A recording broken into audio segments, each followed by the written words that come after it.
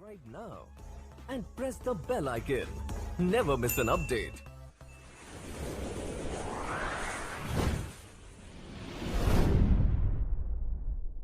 आज की वीडियो में क्लास 12 हिस्ट्री का चैप्टर 2 देखेंगे। राजा किसान और नगर। पहला पॉइंट, 327 से 325 ईस्वी पूर्व में सिकंदर भारत पर आक्रमण किया था। दूसरा पॉइंट, 321 ईस्वी पूर्व में चंद्रगुप्त मौर्य के द्वारा मौर्य साम्राज्य की स्थापना या नींव रखी गई थी। तीसरा, 185 ईस्वी पूर्व में मौर्य साम्राज्य का पतन हो गया, खत्म हो गया। चौथा, 200 से 100 ईस्वी पूर्व में कनिष्क का राजा बनना तथा सोने के सिक्के का चलन शुरू हो गया था। क्वेश्चन आ सकता है सोने के सिक्के का चलन कब से शुरू हो गया था, तो कनिष्क के काल से 200 से 100 ईस्वी पूर्व तक चला था। पांचवा, 320 ईस्वी पूर्व में गुप्त वंश की स्थापना श्रीगुप्त ने की थी।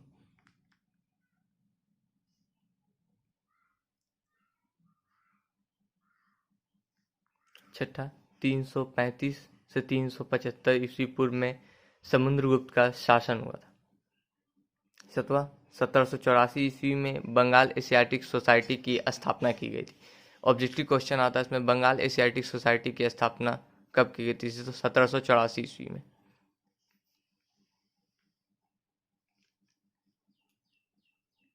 आठवां क्वेश्चन, धर्म से आप क्या समझते हैं, तो धर्म सामाजिक व्यवस्था के उस नियम को कहते हैं जो नैतिकता पर आधारित हो, जैसे गुरुओं की बातों पर चलना, बड़ों का आदर करना आदि। नौवां क्वेश्चन, राजगाह का क्या अर्थ है। राजगाह, इसका शाब्दिक अर्थ राजा का घर होता है, अर्थात राजगाह मगध की राजधानी थी। दूसरा, मगध की राजधानी पाटलिपुत्र। 10वां क्वेश्चन, अशोक के अभिलेख किन किन भाषाओं तथा लिपियों में लिखे गए थे, तो निम्न भाषाओं तथा निम्न लिपियों में लिखे गए थे। भाषा पाली और प्राकृतिक था। 2 भाषा और 2 लिपि में लिखा गया था।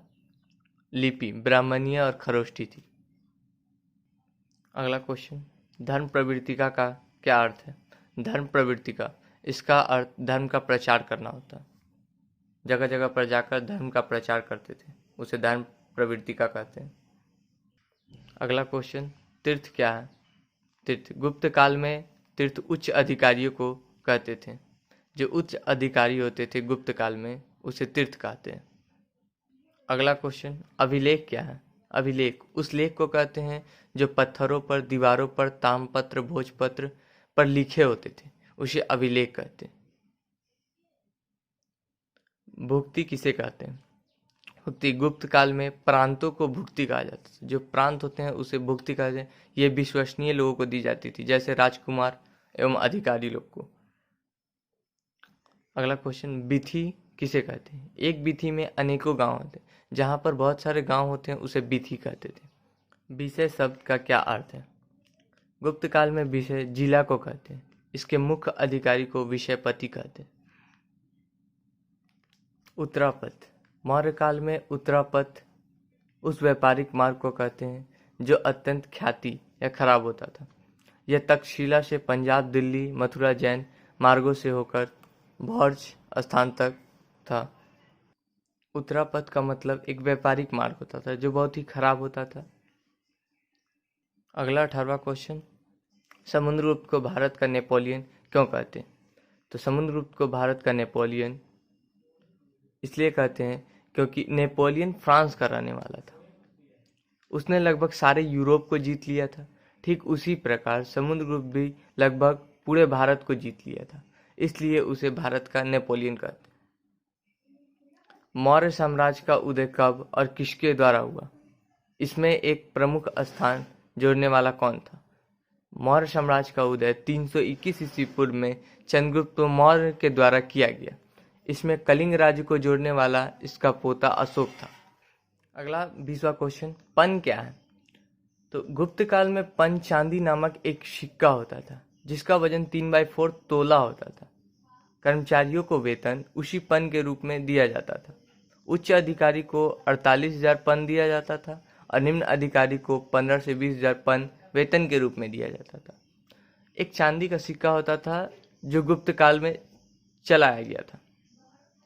कर्मचारियों को वेतन उसी पन के रूप में दिया जाता था जिसका वजन 3/4 तोला होता था।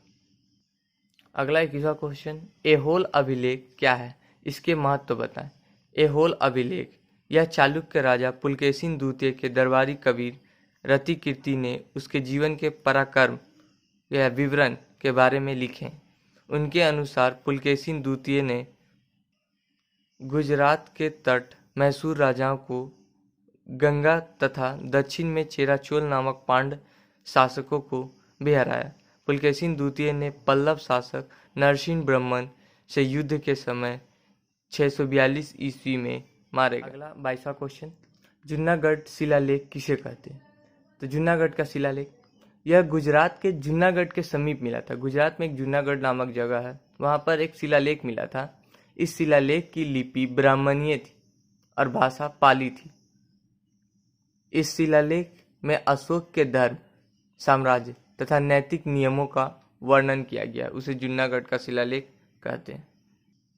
अगला 23वां क्वेश्चन, चंद्रगुप्त द्वितीय विक्रमादित्य कौन था, उसके मुख्य उपलब्धियों का पर प्रकाश डालें। चंद्रगुप्त द्वितीय विक्रमादित्य यह एक महान शासक तथा विजेता थे। यह समुद्रगुप्त के पुत्र थे। इसका शासनकाल 380 ईस्वी पूर्व से 410 ईस्वी पूर्व था। इसका सफल विजय बंगाल विजय, मालवा विजय, काठिया कथठयावाड़ विजय, गुजरात विजय, इन्होंने शोकों को हराकर महान पदवी विक्रमादित्य की पदवी हासिल की। इसके समय में चीनी यात्री फाहियान भारत आए थे तथा संस्कृत के महान विद्वान कालिदास इसके दरबारी कबीर थे। इसके समय में प्रजा सुख एवं शांति से। अगला 24वां क्वेश्चन, कुषाण कौन था। तो कुषाण चीनी की हुगनू नामक जाति से हारकर युची जाति से हारकर दक्षिण की तरफ चले गए। युची जाति आमू नदी के तट पर आकर बस गए। युची जाति 5 कबीले में बंट गए। उन 5 कबीलों में कुषाण नामक कबीला जो प्रथम नेतृत्व में अधिक शक्तिशाली बन गया। इसका साम्राज्य सिंधु नदी के तट तक था। इन्होंने पार्थियन शासकों को नामो निशान मिटा दिया, मतलब खत्म। 25वां क्वेश्चन, उत्तरा कला पलिसदार अवस्था नामक पद को स्पष्ट कीजिए। तो यह मिट्टी के बर्तन बनाने की उस अवस्था को कहते हैं जब चमकीले पालिसदार बर्तन धनी व्यक्ति की खाने की मेज को सजाने के लिए किया करता था। यह एक नाम है जो कि धनी व्यक्ति जो होते थे उसके खाने की मेज पर सजाने के लिए उत्तरा कला पलिसदार अवस्था पद नामक पद को स्पष्ट किया जाता था। अगला 26वां क्वेश्चन, इलाहाबाद या प्रयाग स्तंभ अभिलेख का क्या महत्व है। प्रयाग स्तंभ या इलाहाबाद यह गुप्त वंश की जानकारी का एक महान ऐतिहासिक स्रोत है। इस अभिलेख में 33 लाइनें जो संस्कृत भाषा में लिखे हैं। इस अभिलेख के रचयिता समुद्रगुप्त के दरबारी कबीर हरिसेन है। इसमें सैनिक पराक्रमों का वर्णन किया गया। अगला 27वां क्वेश्चन, गुप्त कौन थे, गुप्त वंश के संस्थापक कौन है। गुप्त, इसके बारे में बहुत मतभेद है। डॉक्टर हेमचंद्र राव के अनुसार गुप्त ब्राह्मण थे, तो पंडित गौरी शंकर के अनुसार वह क्षत्रिय थे। अलेक्टर महोदय के अनुसार वह वैश्य थे और सब इतिहासकारों के अनुसार वह शूद्र थे, लेकिन इसका कोई प्रमाण नहीं मिल पाया। गुप्त वंश के संस्थापक 321 ईस्वी पूर्व में श्रीगुप्त के द्वारा किया गया। अगला क्वेश्चन 28वां, चंद्रगुप्त मौर्य के 4 सफल विजय कौन कौन सी है। निम्नलिखित थी। पहला, पंजाब विजय। इन्होंने सिकंदर की मृत्यु के बाद पंजाब को जीत लिया। दूसरा, मगध विजय। मगध के अंतिम शासक धनानंद जो थे उसकी हत्या कर मगध को जीत लिया चंद्रगुप्त मौर्य ने। तीसरा था बंगाल विजय। इन्होंने पूर्वी भारत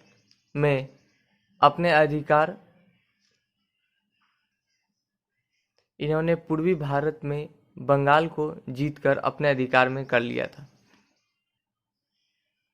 दक्षिण भारत विजय। उसने आधुनिक कर्नाटक में विजय पताका फहराई। अगला क्वेश्चन 29, गुप्त वंश की जानकारी का मुख्य स्रोत क्या है? तो गुप्त वंश निम्नलिखित स्रोत है गुप्त वंश की जानकारी का। पहला, अभिलेख, इलाहाबाद और सांची का अभिलेख। दूसरा, समावेश, भूमि अनुदान संबंधी समावेश जो दान में दे दिया जाता है भूमि को। तीसरा, सिक्के, गुप्त वंश की जानकारी के लिए सिक्के महत्वपूर्ण है। चौथा, साहित्य कृतियाँ, फाहियान और कालिदास की साहित्य कृतियाँ मतलब उपलब्धि या शिक्षाएं। अगला तीसरा क्वेश्चन, ईस्वी पूर्व 6ठी शताब्दी को परिवर्तनकारी काल क्यों माना जाता है? तो निम्न कारण से माना जाता है। नए नए नगर, उस समय नए नए नगरों का उदय हो गया था 6ठी शताब्दी ईस्वी पूर्व में।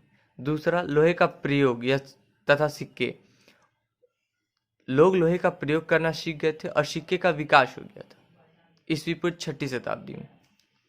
तीसरा था विचारकों का आगमन, गौतम बुद्ध और महावीर स्वामी जैसे विचारकों का आगमन हो गया था, इसलिए 6ठी पूर्व ईस्वी शताब्दी को परिवर्तनकारी काल माना जाता है।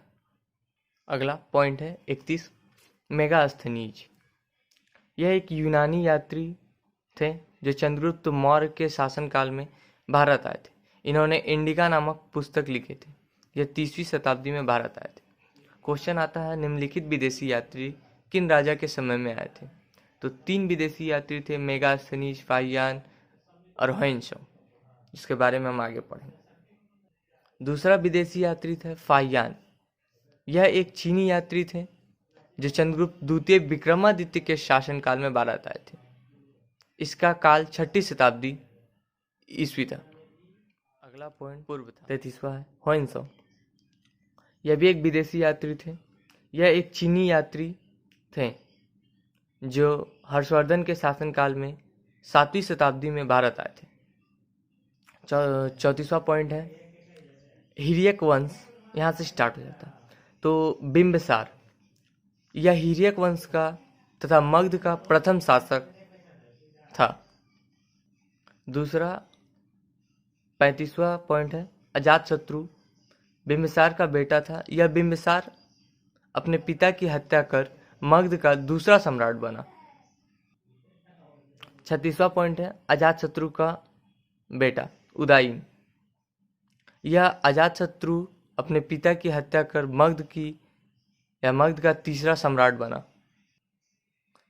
37वां पॉइंट नागदशक, जो मगध का अंतिम शासक था। 38वां पॉइंट शिशुनाग वंश, यहाँ से मौर्य वंश समाप्त हो जाता है। इसने नागदशक को हराकर जो मौर्य वंश जो मगध का अंतिम शासक था उसे हराकर शिशुनाग वंश की मगध में स्थापना की। अगला 39वां है कालाशोक। इसने अपने पिता शिशुनाग की हत्या कर शिशुनाग वंश का सम्राट बना। 40वां पॉइंट है महापद्म नंद। यहाँ से शिशुनाग वंश खत्म हो जाता है और नंद वंश की स्थापना हो जाती है। तो इसमें लिखा हुआ है इसने शिशुनाग वंश की हत्या कर मगध में नंद वंश की स्थापना कर दी। 41वां पॉइंट है धनानंद। इसने महापद्म नंद अपने पिता की हत्या कर मगध का अंतिम शासक बना। 42वां पॉइंट है चंद्रगुप्त मौर्य। यहाँ से नंद वंश समाप्त हो जाता है और मौर्य वंश की नींव पड़ जाती है। तो इसने चाणक्य की सहायता से मगध के अंतिम शासक धनानंद की हत्या कर मौर्य साम्राज्य की नींव रखी। 43वां है बिंदुसार। एक बिंबिसार था, एक बिंदुसार था। जो बिंबिसार है वो हिर्यक वंश का प्रथम शासक था और बिंदुसार मौर्य साम्राज्य का शासक था। तो बिंदुसार चंद्रगुप्त मौर्य अपने पिता की मृत्यु के बाद बिंदुसार मौर्य वंश का द्वितीय शासक बना। अशोक, बिंदुसार के बाद अशोक मौर्य वंश का साम्राज्य बना। यह बहुत प्रतापी राजा था। इसमें दया नाम की कोई चीज नहीं थी। इसी के काल में कलिंग युद्ध हुआ था। 45वां पॉइंट है बृहदत्त। अशोक के बाद के क्रम में यह बृहदत्त मौर्य वंश साम्राज्य का अंतिम शासक बना। इसके बाद मौर्य वंश का पतन हो गया। 40वां है श्रीगुप्त। यह 321 ईस्वी पूर्व में गुप्त वंश की स्थापना की थी। यहाँ तक समाप्त होता है शॉर्ट क्वेश्चन। अगले पार्ट में लॉन्ग क्वेश्चन को देखेंगे।